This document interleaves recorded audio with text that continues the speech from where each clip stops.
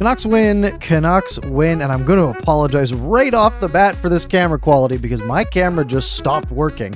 I can see it's working, but it stopped going to the computer. So we got the webcam, the really bad webcam going, but the Canucks do get a win. And look, the Canucks haven't been good lately, but they go out, they take down the LA Kings at home, which is big.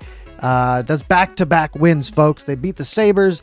They beat the Kings. They are on an unstoppable roll into the playoffs at this point. Probably not, but we do have a fun hockey game to talk about, especially when you talk about guys like Elias Pettersson, Brock Besser, and especially Thatcher Demko, because he is the biggest question mark at this point so far in the season, and it is the reason that the Canucks are basically make or break at this point, because if he continues to play the way he has, the Canucks are doomed. But if he plays like tonight, the Canucks maybe have a shot, but we'll get into that. Folks, we'll do our quick breakdown and we'll go over the questions that you guys have. The breakdown is going to be real quick because it's Friday night. I want to get out of there, got to get out of here pretty quickly, but cheers, folks. Let's have a fun conversation about our Vancouver Canucks. All right, starting off, game notes. Let's open them up. Let me pull these bad boys up right here. All right, let's go. First period, nothing happened. Very, very, very low event hockey. Shots were only 7-4 Vancouver. If you look at 5-on-5, they were actually 7-2, I think, in favor of Vancouver. So just a low event first period, nothing too much going on, no goals. Again, nothing really happening. Canucks were the better team in the first period, but again, low event. They didn't get anything done. So we go to the second period. Second period, things start happening. Canucks on the board just 6 minutes in, and it's Elias Pettersson. And it's Pettersson being just a really smart hockey player, coming in with, I think, Kuzmenko and Mikheyev. He gets the pass as the trailer. Whenever you come in as the trailer, you do get a lot of time, a lot of space, and he made the most of it. And he just ripped the puck past quick, sort of shot it sort of high into the pads. One of the ones that sort of handcuffs the goalie. It's a tough save to make, and one of those ones where you just take the shot. Most likely, if the goalie does make the save, there's going to be a rebound that comes out for a guy like Kuzmenko or Mikheyev to bang home. But it's Pettersson's 8th of the year in just, what are they at, 17 games so far this season. So Elias Pettersson just rocking that casual 40-goal pace at this point. And then 5 minutes later, Canucks are on the power play.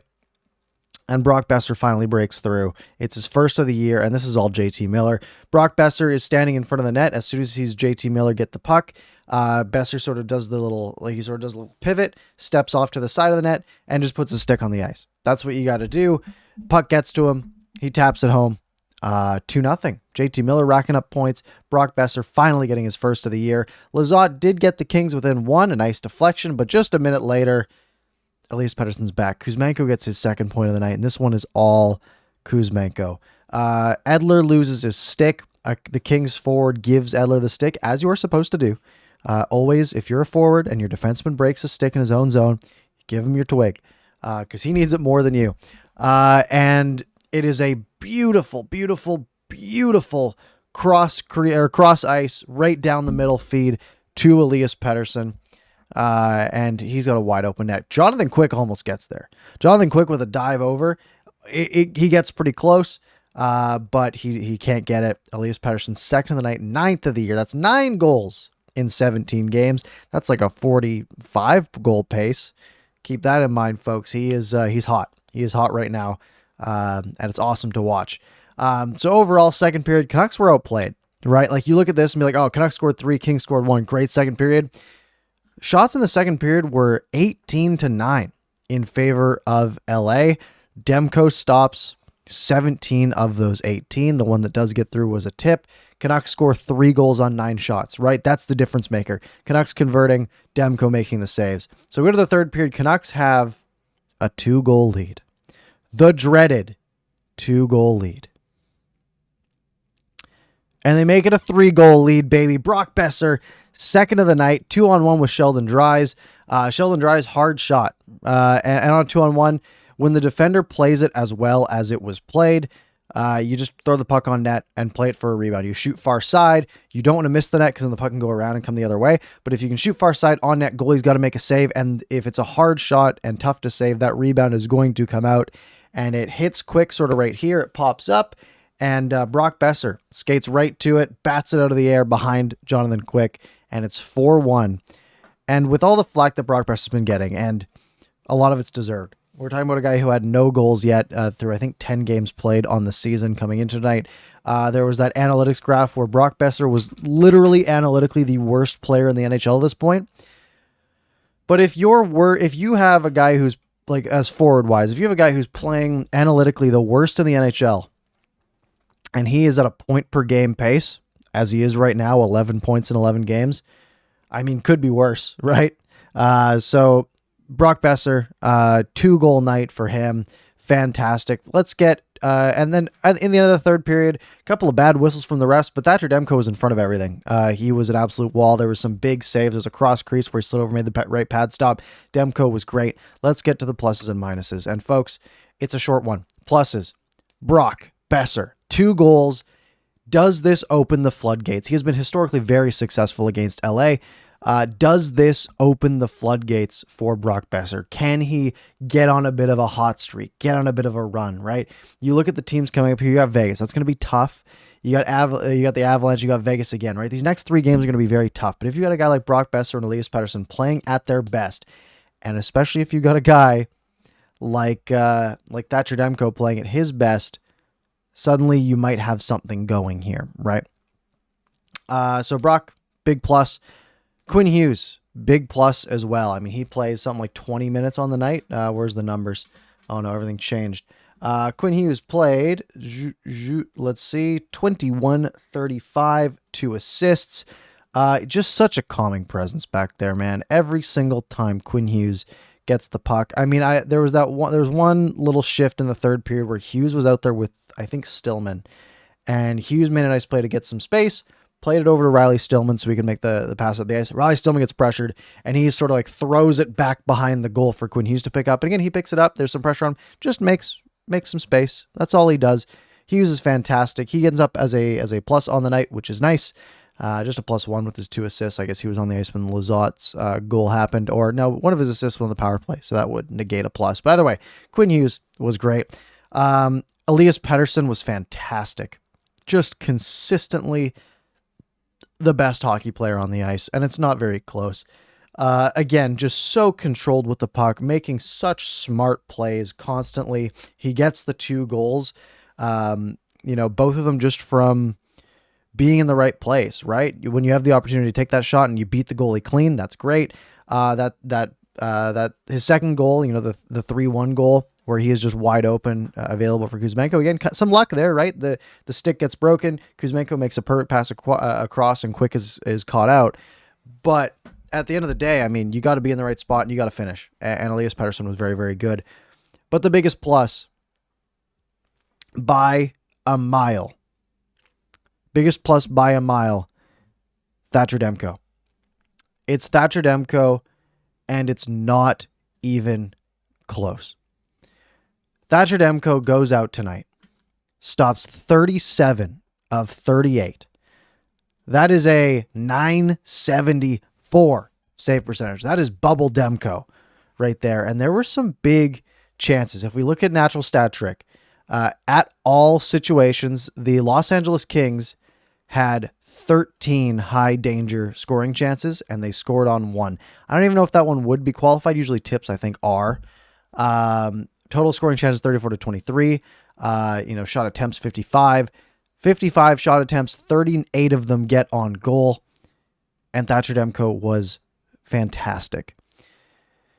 He has not stolen a game for the Vancouver Canucks.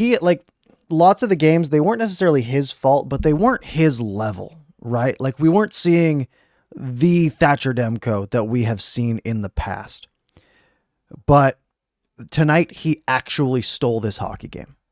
And that is exactly what you need to see from Thatcher Demko. Because, the reason that the Canucks did as well as they did last year, especially only really in the last, 57 games or so, 55 games, whatever it was, Thatcher Demko was great. And then, the Canucks would have off nights, just as every team does, and you get a steal from your goalie.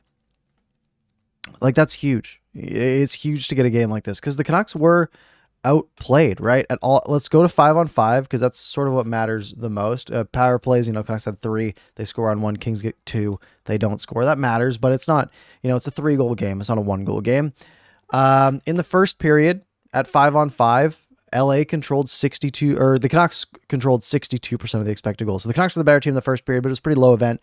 In the second period, LA dominated them. They had 71% expected goals for. In the third period, some score effects take place, with the Canucks down, or with the Canucks up, by 3 for most of that period. They control 65%. But that second period is so key because the Kings, if we go to all situations, the Kings are expected to score, 1.18 goals. They score 1, but then Thatcher Demko dries them out in the first and the third period, and the Canucks convert. And that's a big, big piece of the night. Overall expected goals, 61.5% for LA, 38.5% for Vancouver. So a game where in theory, LA is probably going to win like 60% of the time. But Thatcher Demko made sure that was not the case, as he was excellent. Minuses, there weren't many. Again, the Canucks did get outplayed a bit, but they had the lead for a lot of this game, and they held the lead. My one big minus was that play that Riley Stillman made at the end of the first period, because my goodness, there's 5 seconds on the clock. You have zero chance, absolutely zero chance of creating a scoring chance for your team. And you're standing behind your own goal. And what do? You just throw it up the middle right to the opponent. You could just keep standing there for the last 5 seconds. You could ice it. The whistle's not going to go till there's like 1 second left, and then who cares, right? They're probably not even going to blow it at that point. You could just flip it to center, rim it around the boards. It's just, I think Stillman played fine tonight, generally. Just that one play just ticked me off so much. But either way, Canucks get back in the win column. They're 5-9-3, which isn't great. But they are doing a little bit better than they were earlier tonight. Technically, I guess they're only 3 points out of a 2 points out of a playoff spot right now. Or 2 points out of a playoff spot. Although there's a bunch of games in hand, whatever.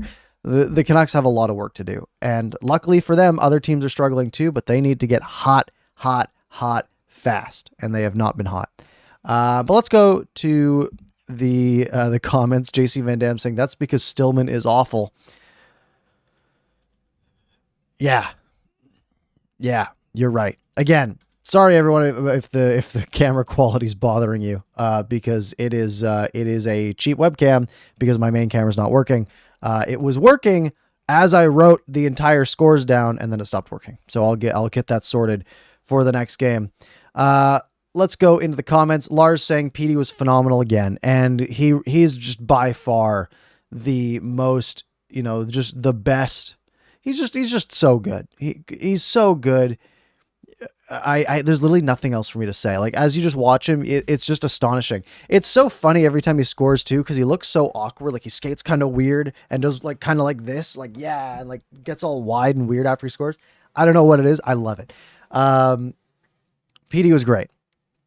Travis Green saying Canucks will win the cup if Demko is back. And this, Travis Green, is why we were fired. Because they still have a long ways to go. JC Van Dam, if the Canucks just played the Kings every game, Besser would be better than McDavid. And that is true, except for this year, because I think McDavid's still at a goal per game.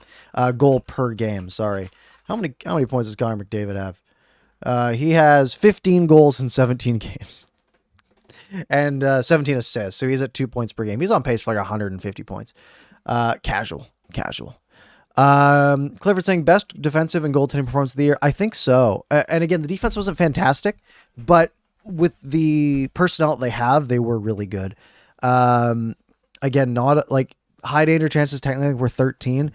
There were a lot of like big pile-ups in front that you'd like to see the defense get that away sooner, but there was no breakaways. As far as I remember, there was no like dangerous looking 2-on-1s, maybe 1 or 2. In general, though, I think the defense was okay.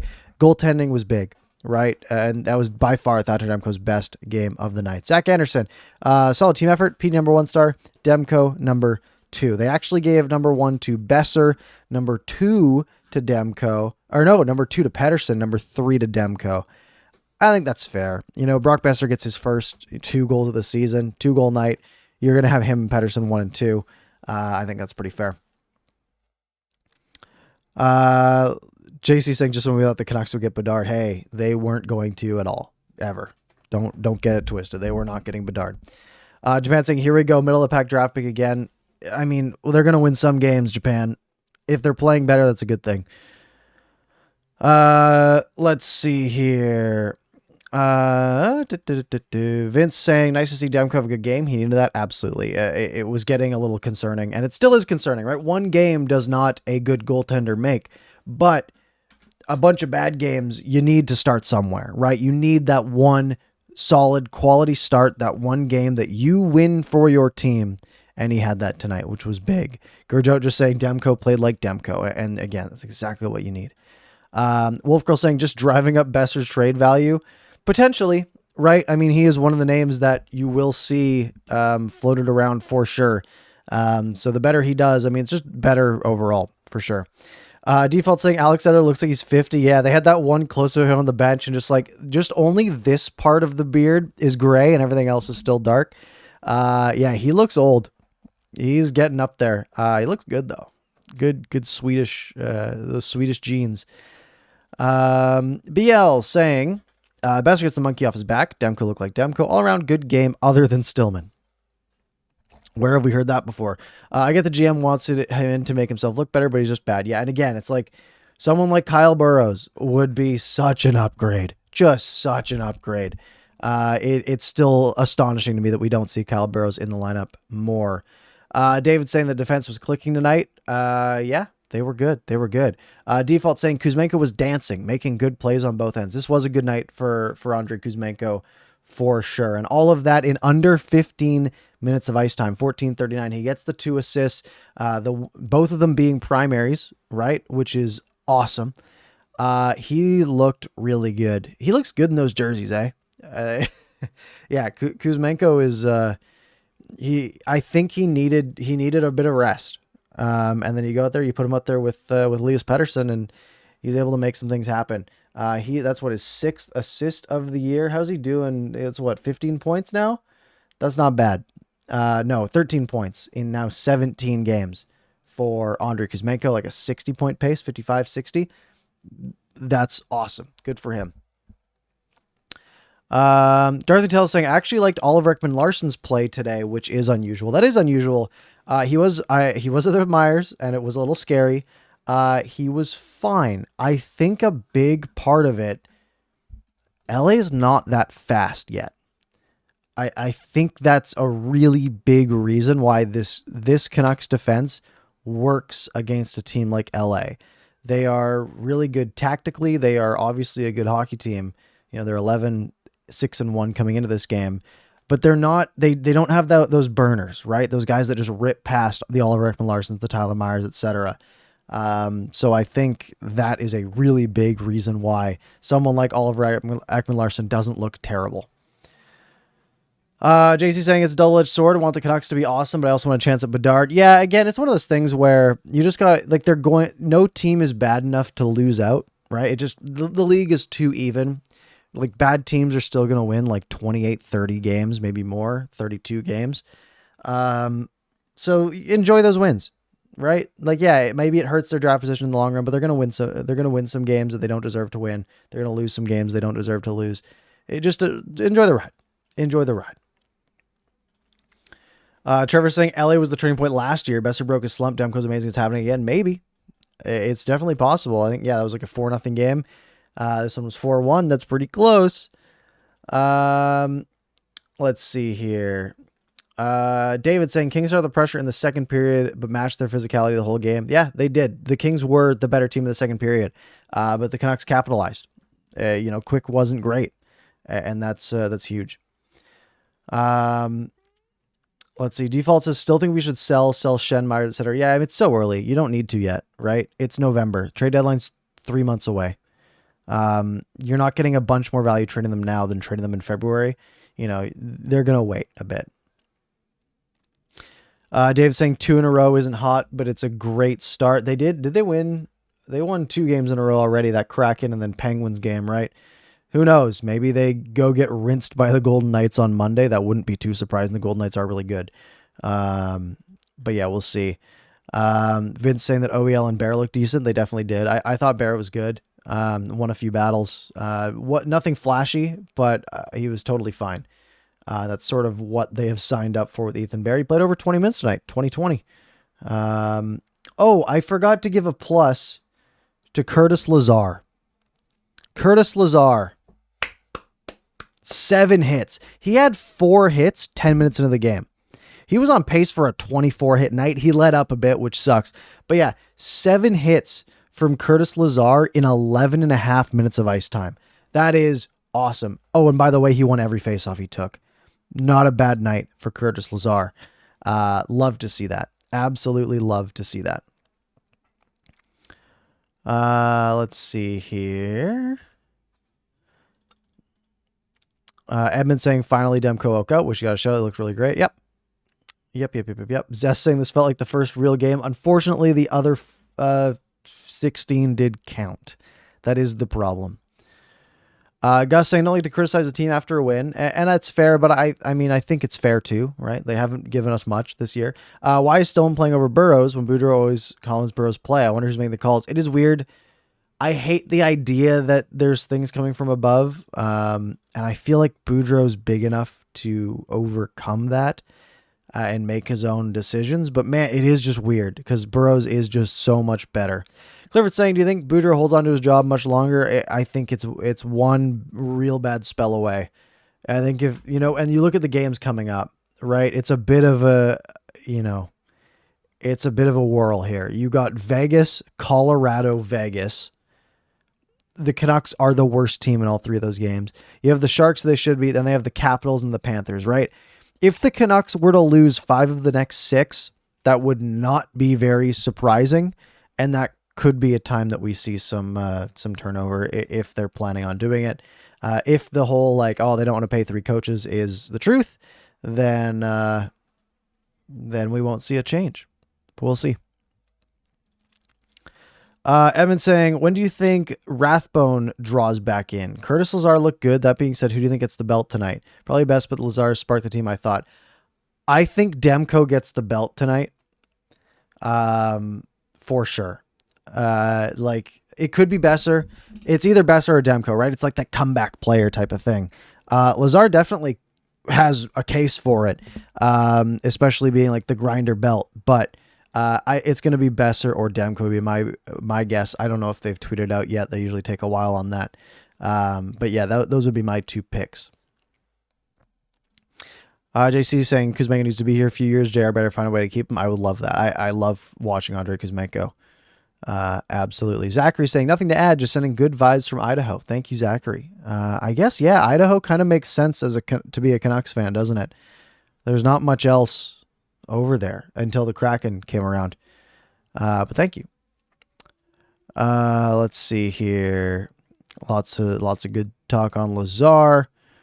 Trevor saying they trade a second in the package for Stillman. Well, the second was to get rid of the cap hit on Dickinson more so than for Stillman, I think. I'm not... I think they can just get away with being like, yeah, it was a cap dump. Stillman was a throw-in if he's terrible. Dominic saying, did you hear that Rick Talker was spotted in Vancouver today multiple times? Well, I mean, if he's here, it doesn't matter how many times he was spotted, but I didn't hear that. I was pretty busy today. Is that true though? Is that true? He is linked to Vancouver. I don't know if that's true though. Either way. Vince saying, what do you think of Hoag's game, Hoglander's game? I think he'll be switching out with Pods once his face heals up a bit more. Not really sure how both play, with Dries having a decent run so far, minus the Boston game. All right, let's break this one down. I thought Hoglander was good. I genuinely, he was visible. He was making some good passes. Didn't play a lot though, right? He was the low minute man up front. Just barely. No, Sheldon Dries played less than Niels Hoglander. Hoglander played 11:10. Dries played 10:45. Sheldon Dries also looked pretty good tonight though, which does raise some questions. And you'd think they want to keep JT Miller on the wing. Lord knows I do. So you'd think you'd have to take a winger out, right? You'd think Sheldon Dries would have to remain in the lineup, basically be a centerman. So Höglander seems like the obvious choice, right? You're not taking Kuzmenko out. You're not taking Joshua out right now. And then you're kind of out of options, right? So very possibly, I mean, obviously there's the potential that someone gets hurt before then, but I think we'll see Podkolzin in the lineup for the next game on Monday, as long as there's nothing broken. Yeah, it sucks, but I mean, they both play a very similar role to the team, or maybe they keep Höglander in. Sorry, the wrong message highlighted down here. My bad. Japan saying only way Rathbun's in the lineup is if there's injuries. I fully agree there. I think they should just send him down and get him playing, 25 minutes a night now, it's heard. But Jeep saying, love the Bruce there. It is chance in the third. Must be tough for management to trade a fan favorite. That is tough, right? It's a PR nightmare. It's a PR nightmare trading Boudreau or firing Boudreau. It's so much better for PR if they just let him go at the end of the year and be like, yeah, his contract expired. We couldn't come to an agreement. We went somewhere else. Even though everyone knows the truth, but also saying that Lazar was on fire. Beautiful clean hits tonight. Yeah, Lazar was good. That's what you need from that depth in the lineup, right? You see JT Miller putting up 4 hits, but then you look at Lazar and Joshua. Lazar with 7, Joshua with 4, Luke Shen with 5, right? You get the boys going. It's big. It's big. Shiraz saying post-game, Boudreau called the Canucks best game this year. I thought so too. I don't like that their best game of the year came in a game where they got outshot 38-25. It was Demko's best game of the year, and the guys who need to score did score. I don't think it was their best game of the year, though. That Penguins game comes to mind. I think they were better in that game. There were some games that they lost where they blew leads that I think they were better than tonight, but tonight they get the result. I don't think it was their best game. I think it was a good game. I think they played good. But again, I think they've played better for sure. Trevor saying there's a report saying no player rejected a trade to Ottawa. I mean, OEL is willing to waive. That's not what that means. That means that he wasn't approached about a trade to Ottawa, right? Like if he wasn't like they didn't, if they don't ask him to waive, then he hasn't rejected. So I don't think that's the case. Edmund saying, would you want the Leafs to take on Myers? I would, even for a 5th round pick, I'd do it. So Tyler Myers' contract ends after next season, if I'm not mistaken. Let me just confirm that. Of course, HockeyDB just doesn't load. 2023-24. So yeah, after next season. It's tough. I think Tyler Myers last year was worth the money that he's getting paid. The problem is if you're going to trade him, it's going to be probably during the season, and then the Canucks defense gets a lot worse. If we're talking off season, I don't hate it as much.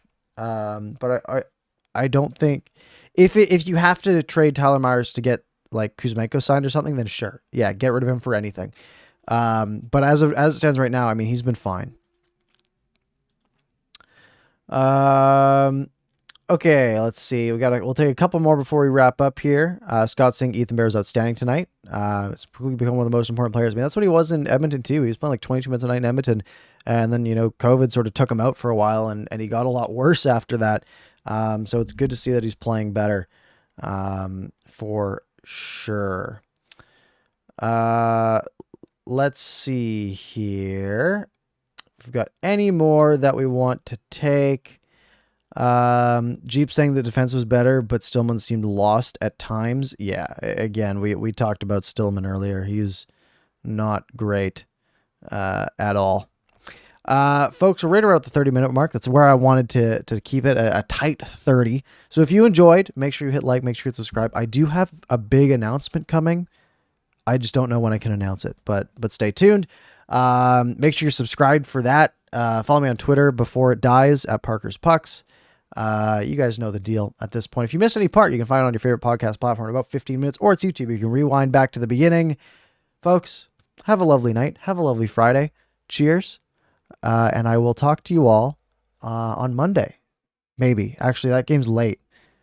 And we're not doing Canucks After Dark on Monday. I think we're doing Canucks After Dark on Tuesday. I don't know. Stay tuned. Make sure you're subscribed to both, and you'll see it. All right? Have a good night. Cheers.